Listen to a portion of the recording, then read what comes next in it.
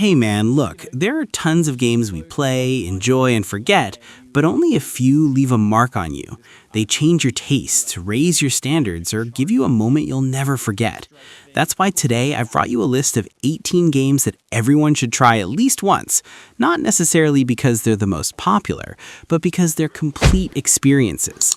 A story that shakes you, a world that engulfs you, or gameplay that makes you say, oh, this is what games are supposed to be like. Helldivers 2. Okay, it seems we've finally got a game that puts you right in the shoes of the Starship Troopers movies. And how could it not, given how clearly it's inspired by them? Helldivers 2 isn't just a cooperative shooter. It's organized chaos that will have you screaming and laughing at the same time. The first time you land on the planet, you feel like a small soldier in a war bigger than you. Explosions, your comrades screaming, and swarms of bugs attacking like a relentless sea wave. The real fun is that the game is seriously team-oriented. You need your teammates, one to cover, one to call out strategies, one to lure the enemy away. And the friendly fire feature, it makes you play cautiously. How many times have you fired a shell and thought, okay, only to see your comrade flying off with the explosion and think, oh no, I killed him by mistake. But the funny thing is, that's part of the laughter and the memories. Weapons and strategies are the heart of the experience. You call in a shield, a machine gun turret, air support, and you feel like you're a battle commander in the middle of hell. There's also a clever political satire flavor that makes propaganda part of the atmosphere. The downside? Sometimes the servers and connection are annoying, and repetition can be noticeable if you play alone. But with your friends, Helldivers 2 is incredibly addictive. God of War 2018? To be honest, I'm a huge fan of the God of War series, but the 2018 installment completely transformed it, taking it to another level with Kratos. Suddenly, it wasn't just an epic of rage anymore. It was a journey of a father and son, where the silence sometimes speaks louder than any fight. From the very first hour in the jungle with the sound of the axe returning to Kratos' hand, I felt the game telling you, forget the past or face it in a new way. The combat here is heavy and measured. Every strike has weight, every block is timed, and upgrading your axe and runic attacks gives you a real sense of growth. But the best part is how the combat is tied to the character. Kratos tries to control himself, tries to be a role model for Atreus, and every time he makes a mistake, you feel its weight on him. Atreus himself isn't just a companion. Over time, he becomes part of your playstyle. His arrow opens up opportunities, and his words make you feel the relationship evolving right before your eyes. And the one-shot camera? Wow, it's genius. It feels like a Hollywood movie. There's no break. You experience the world as one continuous snapshot, and the immersion is both terrifying and beautiful. The only downside? Some of the puzzles and revisiting old areas can take a long time, and the lack of bosses was my only complaint, but the story and writing more than make up for it. Well, if you want a game that gives you a realistic driving experience, then Gran Turismo 7 is definitely for you. This isn't just a racing game.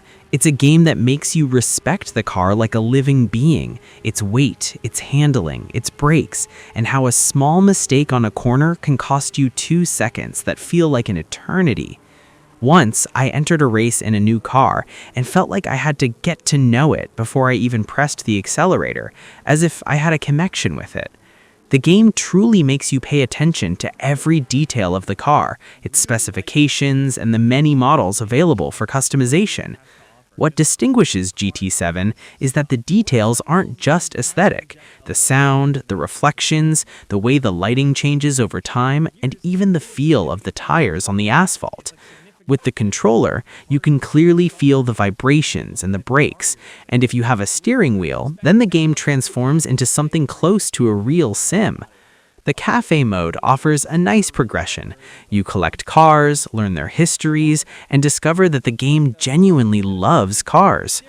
Of course, it's not all perfect. Sometimes the budget limits you if you want certain cars, and some people don't like its reliance on connectivity. But the moment you enter the ring, set your perfect line, and break your previous time, the feeling takes flight. Lies of P. It seems Lies of P made me appreciate games that attempt to enter this genre without extensive experience, like the Giants of Souls. Because honestly, the game wasn't just a copycat, it was a very respectable attempt with its own unique touch. The concept alone is brilliant. Pinocchio, but in a dark steampunk world. Krat, a city resembling a sick Paris. Puppets moving about, and terror lurking in every street. The combat here is fast-paced, precise, and based on timing. The perfect guard system makes you feel like you're learning the rhythm of each enemy, and when you nail it and disable their weapon or open up a powerful attack opportunity, the feeling is incredibly satisfying.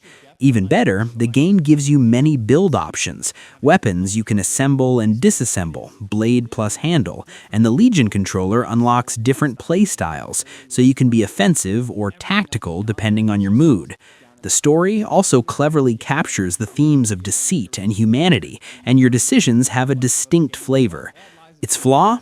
At times when it's difficult, it can be a little harsh, and some kisses feel more like a test of nerves than a pleasure. But overall, the experience is cohesive. Resident Evil 4 Remake. Oh yeah, back to the crazy Spanish village and fighting the insane ganados.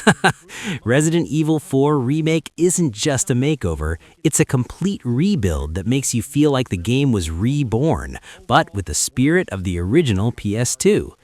The moment you walk through the narrow alleyways and hear the villagers' whispers before you even see them, the tension builds gradually until you're gripping your weapon, expecting the worst around every corner. The combat here is tactical and intense. Ammunition is limited and resources are carefully managed, yet the game still delivers action moments that leave you saying, "Oh my God." And the best addition? Knife blocking. The first time I blocked a powerful attack, I thought it was impossible, and after that, I started looking for blocking moments as if it were a skill I had to master. You get the feeling that Leon has become smarter at surviving, not just shooting, and the weapons, oh my God, are so numerous. But the remake delivers more terror than the original, even though the action is still there, I admit. The remake makes the horror deeper. Harsher lighting, more realistic sounds, and constant tension. The characters are also more believable, and Leon clearly shows the influence of Raccoon City. My only flaw is that some levels have been changed in a way that might make fans of the original long for some of the craziness of the old version, but honestly, the new version is more balanced and terrifying. In my opinion, Resident Evil 4 Remake is the best remake ever, even better than Resident Evil 2 Remake. Returnal, a brutal game, but one that's hard to put down. From the moment you start playing and Celine's ship crashes on the planet Atropos, you feel like you're caught in a vortex. Rain, strange echoes, and messages that seem to emanate from her mind. Then you die, you're back to square one. That's when I realized the game isn't about winning quickly, it's about learning and staying grounded. The game literally reminds me of the movie Edge of Tomorrow starring Tom Cruise. You control time and live in a fantasy loop with Celine. The gameplay is incredibly fast-paced. Dash, jump, shoot, bullet hell keeps you 100% focused. There were moments when I instinctively moved through the bullets, wondering, how am I still alive? Each round gives you a weapon with different attributes, and upgrades make you feel like you're making real progress, even if you lose. The best part is that the tension is constant. Every room could turn against you. The story is mysterious and moving, forcing you to gather evidence yourself, and you begin to doubt, is what's happening real or just a hallucination? Returnal is an experience that will make you sweat, smile, and say one last try, and then waste 2 hours of your time. Control. Listen, do you want a game where you mentally control objects and throw them at enemies? Look no further. Control is the kind of experience that makes you feel like you're in a freak movie, but you're the hero. You play as Jesse Faden and enter the oldest house, the headquarters of a secret agency. But the building itself is like a living organism. It changes, twists, misleads you, and leaves you feeling lost. And that's intentional. The strongest thing here is the feeling of power. The moment you activate telekinesis and start pulling a piece of concrete from the wall and throwing it like a giant bullet, combat feels like a show. The physics are insane. Every room you emerge from looks like it's been through a tornado. Paper flying, broken glass, overturned desks. And with the transforming service weapon, you build your own style, balancing speed, accuracy, and power. The story isn't the kind that explains everything. It's a puzzle, documents, recordings, and satirical, administrative horror that makes you wonder, what am I living in every time you read a file? Its flaw? The map is honestly terrible and gets lost a lot, and some missions just take you back to previous locations. But the atmosphere, the mystery, and the ashtray maze sequence alone are reasons to play it. If you like games that are different, unusual, and make you feel like you have real superpowers, Control is a must-have. Days Gone. Okay, Days Gone is a game I think is underrated, both by Sony and by the players themselves. Many judged it from the moment it was released because of technical issues, which was unfair, because when you give it a chance today, especially on an enhanced version like Days Gone Remastered, you discover it's one of the most enjoyable open-world zombie experiences. You play as Deacon St. John, a former biker trying to survive in a world that has collapsed. The great thing is that Deacon isn't a clean hero. He's temperamental, weary, and clearly scarred. And as you go along, you see his growth and begin to understand why he acts the way he does. The story isn't revolutionary, but it has powerful human moments, and Deacon's relationships with his friends feel real. And the most important thing? The hordes of zombies, guys. When you hear their roar and know that if you're discovered, you're finished, the tension is palpable. The horde moves as a single unit, chasing you, pressing you down, and forcing you to use everything at your disposal. Traps, fire, bombs, and planning your moves before you even begin. I haven't seen this kind of action horror played with such intensity in other games. The game world is beautiful and bleak, and riding the bike is enjoyable because you're constantly thinking about fuel and repairs as if they're your lifeline. Its drawbacks? Some missions are repetitive and the pacing is a bit slow at the beginning. But if you persevere, Days Gone rewards you with a truly immersive experience. Astrobot? Look, I think Astrobot is literally a message from Sony saying, remember why you loved PlayStation in the first place. From the first minute, you feel it's a game made with love, not a massive project lost in endless menus and tasks. It's a 3D platformer, but with a fast and fun pace. Every level has a fresh idea, and every idea is executed flawlessly, as if the team was saying, make it make the player smile any way you can. What impressed me most was how the controller is utilized. Subtle vibrations, button resistance, and even small sounds make you feel like you're touching the world. And the best part is that the game is full of references to PlayStation history and characters. You pick them up, laugh, and keep playing, like you're flipping through a memory album, seeing the history of the PlayStation 1 and characters like Kratos and Big Boss, but in an interactive and cute way. You might say it's short and not very long, but that's part of its appeal. A clean, focused experience that leaves you happy. And how could it not be when it won Game of the Year 2024? Street Fighter 6. Guys, Street Fighter 6 brought back my feeling that fighting games can be fun for everyone, not just pros who've memorized every combo. It feels like Capcom poured their budget and love into the game. A clean interface, exhilarating music, and charismatic characters that make you choose your fighter simply because you like them, even before you know if they're strong or not. The best addition for me is the drive system. Suddenly, fighting becomes a game of nerves and decisions. Drive Impact is the turning point of the round. Parry makes you feel like you've become a genius, and Drive Rush unlocks a quick attack and creates crazy combo opportunities. Everything is clear and easy to learn, but incredibly deep if you want to improve. And the best part? The game is finally merciful to beginners. I see you, scaredy cat. You have modern controls to get into the swing of things quickly, and classic controls for pros. Even World Tour lets you experience the Street Fighter atmosphere and learn the basics while playing a story mode, not a boring tutorial. Stellar Blade. If you want a near automata game with a fresh twist, okay, check out Stellar Blade. This is a game you start playing for the action, but you find yourself continuing for the feel. Fast-paced, clean combat where every hit counts. You play as Eve in a semi-destroyed world, its atmosphere a blend of eerie beauty and futuristic gloom. Every area feels like it's saying, something terrible happened here, and its effects are still felt. The combat system is the star. Dodging and timing are key. Mastering parry gives you an instant feeling of power, and with beta and burst skills, you start to build your style and get into a really satisfying rhythm. Boss fights in particular are adrenaline pumping, not just because they're powerful, but because the game forces you to learn the rhythm, read attacks, keep your cool, and seize your opportunities. Exploration features semi-open areas and moments of calm that break the tension of combat.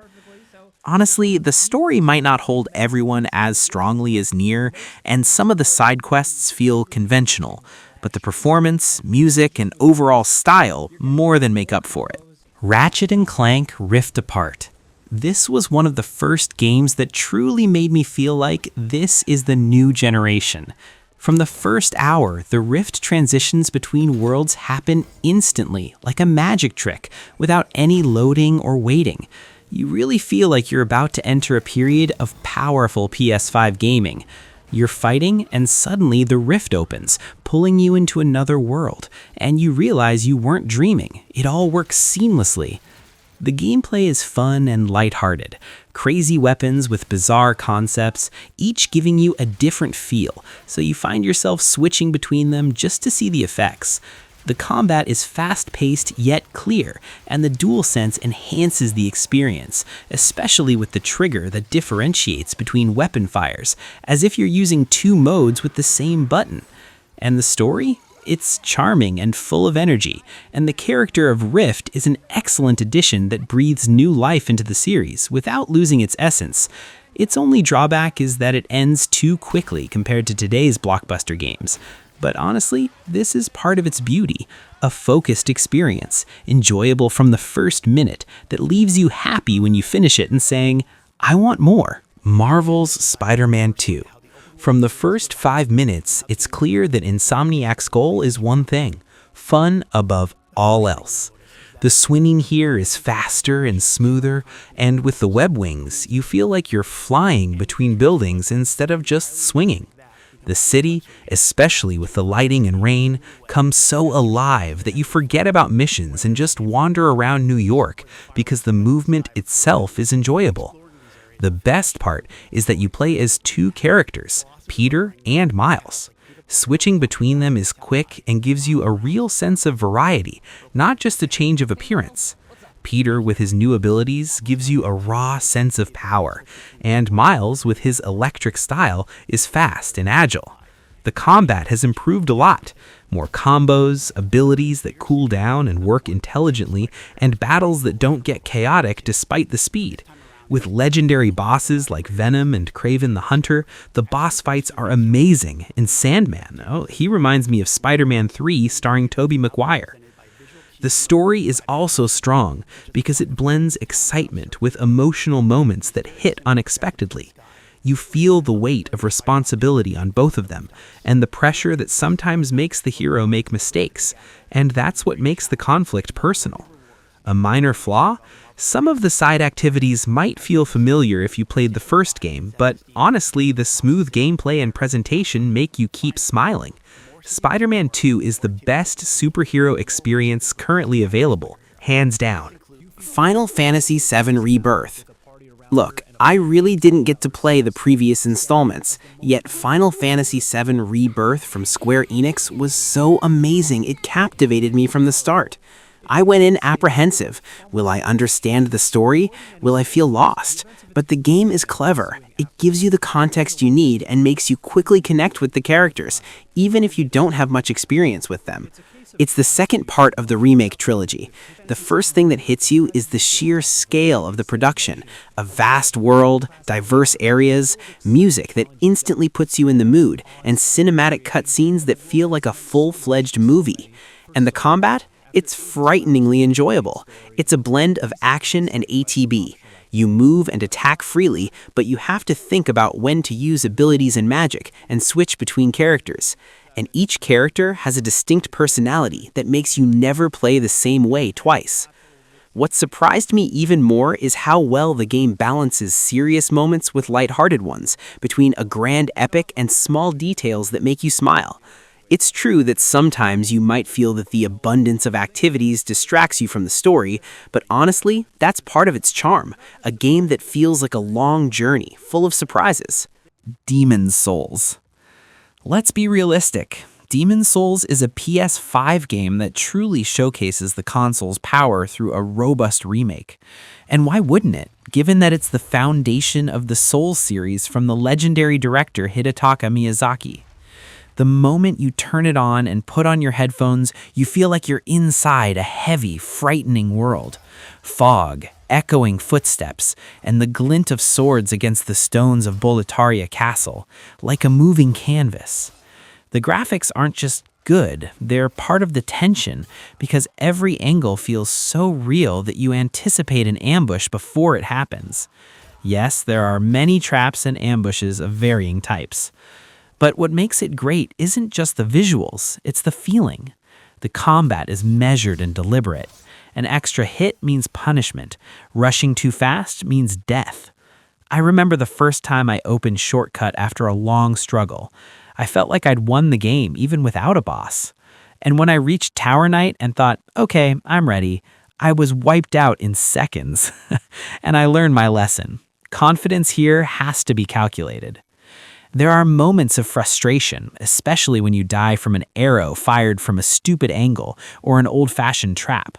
But the strange thing is that you immediately retreat because you know the mistake was yours, and that every time you advance, the game will cleverly reward you. Cyberpunk 2027. See Cyberpunk 2027 as a prime example of how a game can be born chaotically and then come back and prove itself with a vengeance.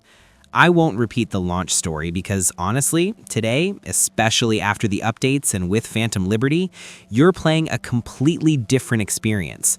The moment you walk through Night City at night, with rain, neon, the sounds of people, cars, and distant music, you feel like the city isn't a backdrop, it's a person watching you. You play as V, and the feeling of trying to survive in a world where humans are treated as replaceable parts hits hard. Having Johnny Silverhand alongside Keanu Reeves makes the story not just a main quest, but an identity struggle. Who are you, and what's worth living for? The best part is that the side quests here are sometimes even more intense than the main story. Stories of betrayal, loss, and stifling ambition. And the combat is genuinely enjoyable. You can be a netrunner killing from the shadows with quick hacks, a solo player going in with heavy weapons, or wielding knives and Mathis blades and turning the fight into stylish mayhem. Its downside? There are still some strange moments here and there, and some systems need time to understand. But if you want a truly authentic Cyberpunk experience, Cyberpunk 2027 is worth it, and it will stay with you long after the end. Arc Raiders. Tired of current extraction games? Well, Arc Raiders has brought us something new and is currently generating a lot of hype. The idea isn't just enter a lobby, collect loot, and escape. What sets it apart is that you're in a collapsed world dominated by machines called arcs. This means the threat isn't just the players. The environment itself is the enemy. This completely changes the mood of the match. Sometimes you hear the roar of a massive machine nearby, and you decide to abandon the fight with a team and disappear, because one more shot could be fatal. The game is in third-person perspective, which makes movement, positioning, peeking, and reading angles clearer and more tactical instead of the usual FPS chaos. What captivated me was the heavy, tense atmosphere, but not depressing. There's a glimmer of hope and a love for exploration. Every outing feels like it has a story. You went in for a spare part, and out you're being chased by a squad or a giant machine, fighting just to reach the extraction point. It's a perfect game that literally makes you live the survival atmosphere, especially when you're fighting the machines. Is the game difficult? Yes, but it's fun. If you lose all your loot and drop into the next match with nothing. Yes, you can sell your loot and buy weapons, and even upgrade your weapons. The game always keeps you updated with something new and amazing. The game still has 400,000 concurrent players, which is a testament to its overwhelming success. What I loved most was the atmosphere. Ruined cities covered in sand and abandoned buildings. The horror element is definitely there. The game is worth every penny. Horizon Forbidden West feels more like a journey than just an open world. The moment you venture west with Alloy and see the beaches, forests, and sandstorms, you realize that Guerrilla wanted to impress you, and they succeeded. The world here is so beautiful that you'll stop and watch for no reason, but what sets it apart is that it's not empty beauty. There are tribes, stories, and danger around every corner. Alloy is deeper in this installment. She's no longer just searching for the truth. She now carries a heavy responsibility and learns that she can't do everything alone. And the combat? It's incredibly enjoyable because facing machines isn't just hit and run. You observe, identify weaknesses, dismantle parts, and utilize the right element. When you take down a massive machine with a well-thought-out plan, the feeling is phenomenal. Travel is more enjoyable with new tools, and there are also machines that fly in the sky like dragons. Exploration has real rewards, and the side quests are better than before, featuring memorable characters. My complaint? The sheer number of systems and gadgets can be confusing at first, and the story is rather superficial with some dialogues being too long. But overall, Forbidden West is a massive, beautiful, and content-packed action RPG that will keep you immersed for days.